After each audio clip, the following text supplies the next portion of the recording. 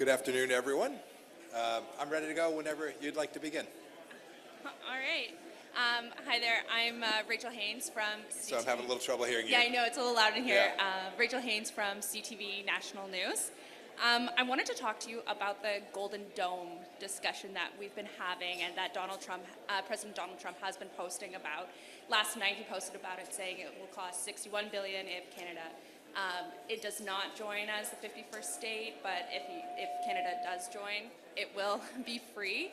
All of this is happening as there's unprecedented trade tensions between Canada and the United States. And I wonder if you have any thoughts on what kind of role this discussion of the Golden Dome will have in the trade negotiations, if Canada can use this as leverage in those ongoing trade negotiations. Oh goodness, I don't know. I mentioned Golden Dome in my remarks today. It is an imperative that we figure out how to defend Canada and the U.S. from a multiplicity of threats as not just nuclear proliferation increases, but missile technology advances into the hands of lots and lots of folks. Whether it'll become part of the trade discussion, I don't know. I don't know if it provides leverage or for whom that leverage might be. But it is absolutely imperative that we do this together for geographic reasons, for technology reasons, just pure physics. To get this right for the American people will require deep connectivity with Canada, its defense establishment, and the technology that both nations can provide. Thank you. And I'd also like to ask if, while you were part of the previous Trump administration, if he ever brought up Canada being the 51st state at that time. I don't recall. No, it was new to me when I saw it. Why do you think he's bringing it up now? He's the consummate deal maker. Good afternoon, Mr. Secretary. Marc-Andre Cossette from Global News. As my colleague was mentioning, I'm sorry, I'm having a little trouble hearing. Oh, is this better? A little bit. Okay, wonderful.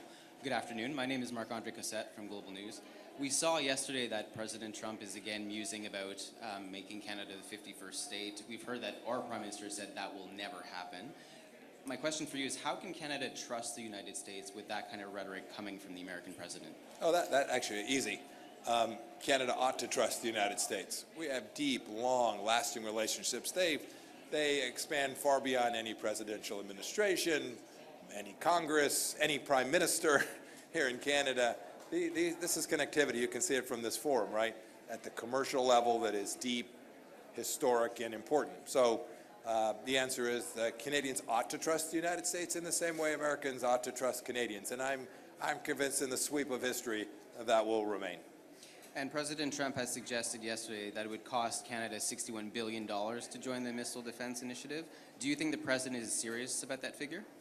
I don't know the source of that number. It's expensive to do a missile defense at the scale that's required for nations that are as expansive as the United States and Canada, and especially doing it combined. It's an engineering problem, it is a physics problem, a technical problem, and it is a deeply expensive challenge as well. But I think that it is one that is worth the investment. We've seen as Israel has created an incredibly expansive capability to defend itself from relatively sophisticated attacks, but across a relatively small geography. The complexity of doing that with not only polar orbits, but the risk that things come in from other directions as well is really hard. So my guess is that $61 billion number is low. I'm Mr. Pompeo. Kyle Duggan from the Canadian Press. Our ambassador to the UN, Bob Ray, has made the comparison of the Golden Dome to being a bit of a protection racket. And I'm curious how you perceive that, and whether you think that Canada should think about it another way. Yeah, I don't think it's remotely a protection racket. I hadn't seen that comment. I think it is a serious attempt by folks who've been frankly working on this for an awfully long time. This isn't a new idea in that sense.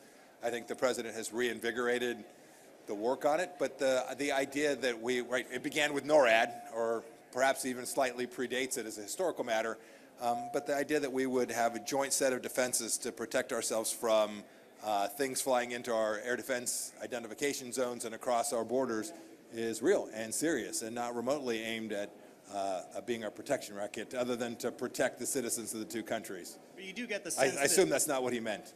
But you do get the sense that Canadians feel like we're being pinched here by America, right?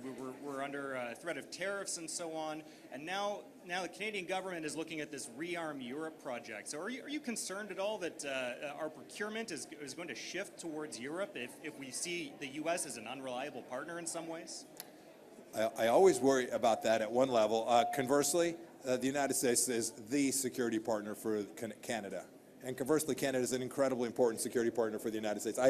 I've seen this idea with rearm. By the way, sign me up. I wish the Europeans would have armed like 50 years ago and been serious about this in a way that they have not been. I'm happy to see that they are now taking the desire to secure Europe and consequently protect America's interest in Europe as well in a serious way.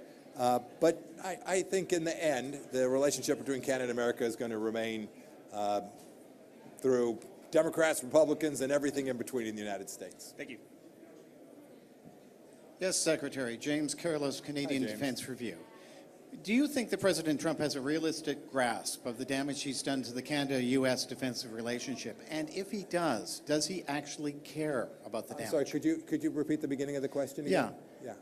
Do you think that President Trump has a realistic grasp of the damage he has done to the Canada-U.S. defense relationship? And if he does he care about the damage he's done? Yeah, I think the Canada defense relationship, U.S. relationship is going to remain strong. I'm convinced of it. You describe it as having been damaged. Fair enough, your judgment, not mine. I think I've watched this. I've watched Canadians compete at Sandhurst, at West Point. I've watched the relationship that takes place with very senior officials in our facilities in Colorado and North. I could go on. The list is enormously long, and I'm convinced that whoever stands here as the 90th Secretary of State of the United States of America 50 years from now will say the same thing. I think that's just fundamentally true. Even though the United States tried to take over Canada in 1776 and 1812? Yep, that's all true. Hence history. Yep. Thank you. Good afternoon, Secretary Pompeo. It's Murray Brewster with the Canadian Broadcasting Corporation. You say Canadians ought to trust Americans, but Canadians feel that their sovereignty is under threat. Should we feel that our sovereignty is under threat, given the rhetoric? No. Why not? Because Canada is going to do all the things necessary to protect its own sovereignty. I'm convinced of it. The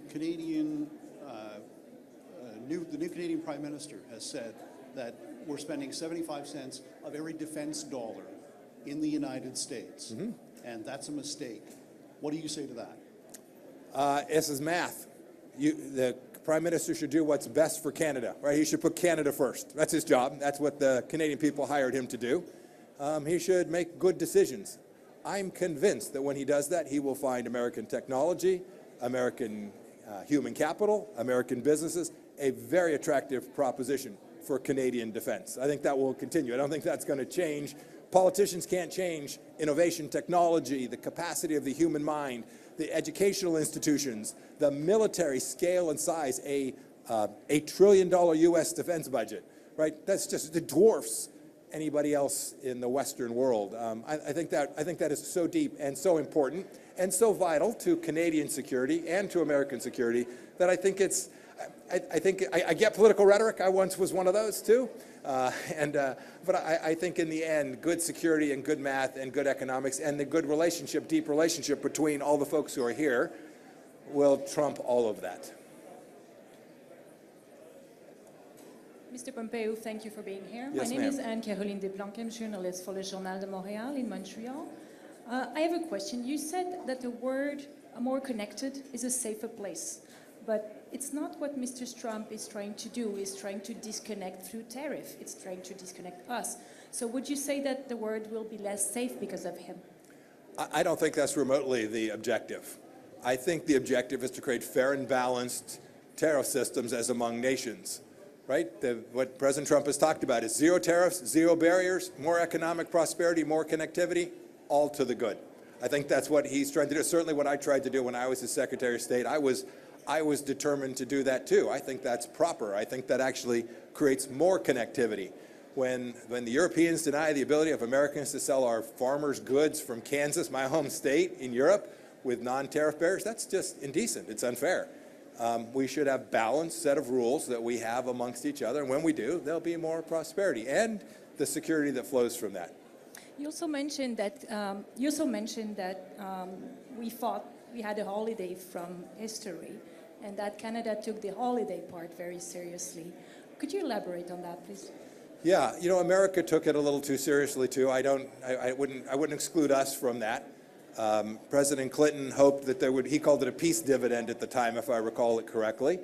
There was this idea after the fall of the Soviet Union that somehow the world was different and more peaceful, and that this would last for a long time.